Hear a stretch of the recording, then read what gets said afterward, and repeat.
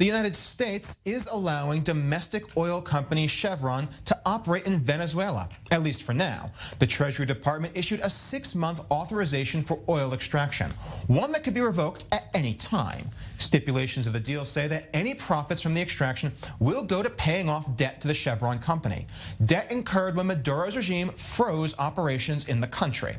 No profits are to go to Venezuela's government at all. The U.S. has been trying to expand oil production in response to global shortages caused by the war in Ukraine and the subsequent sanctions against Russia. Venezuelan oil reserves have been calculated at roughly 300 billion barrels. That's the largest reserve in the world, but the country has been unable to effectively leverage them between government mismanagement and U.S. sanctions. As over $20 billion are held up and blocked, unfairly taken by foreign banks' financial system, and crude sanctions that violate the international order, we want to announce that by the means of this agreement, we're rescuing over $3 billion that will directly go to fund education and healthcare, power assistance to the tragic flood victims that have suffered in Venezuela. Con mucha esperanza y mucha fuerza. With a lot of hope and force, we now move to the agenda that corresponds to create the conditions that will allow to carry out and guarantee free elections to Venezuelans. And for more on this, we are joined by our international affairs correspondent, Owen Alterman. Owen, how much of this is being driven by desperation over rising oil prices, energy prices worldwide?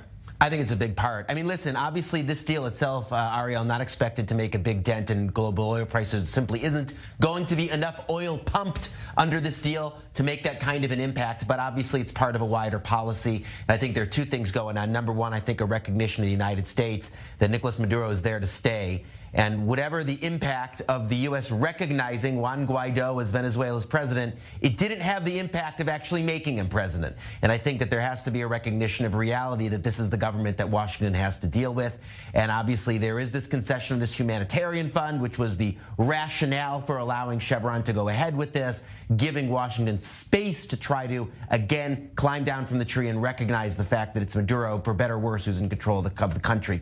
That's number one. And number two, of course, this issue of global oil markets, right? The impact of the war in Ukraine, the impact of rising economies after the pandemic, the impact of continued sanctions, at least many of us here in Israel hope, on Iran, and looking at Venezuela as potentially the least bad actor out there to help fill the gaps in terms of oil production, right? Obviously, the West not interested in Russian oil production coming fully back on stream. A lot of people still unwilling to have Iranian oil production come back on stream, certainly including many people in this part of the world. And Venezuela, in comparison to those two, may be seen as the least bad actor, and maybe even an actor that can be pried away a little bit from Russia or Iran if the United States were to change its approach. So this seems to be a step-by-step policy from Washington, not wanting to go too fast, too quickly, go too far too quickly, but instead to try to take a step-by-step approach, and letting Chevron in is kind of dipping a toe into the water of allowing the Venezuelan government to come back gradually into the international community. Obviously, not that the government has earned itself a lot of plaudits, but maybe in comparison to the alternatives, in comparison to other countries that could, in theory, be providing the oil to fill the gaps between supply and demand, maybe Venezuela is viewed as the least bad option. But given that, does the United States sort of run the risk of undermining their own messaging on the sanctions, given that just about every single argument they've made against Iran and Russia is a similar argument to the one they've made against Venezuela? Are they going to be able to pry them away from the other two realistically, or are they simply tangling up their own credibility?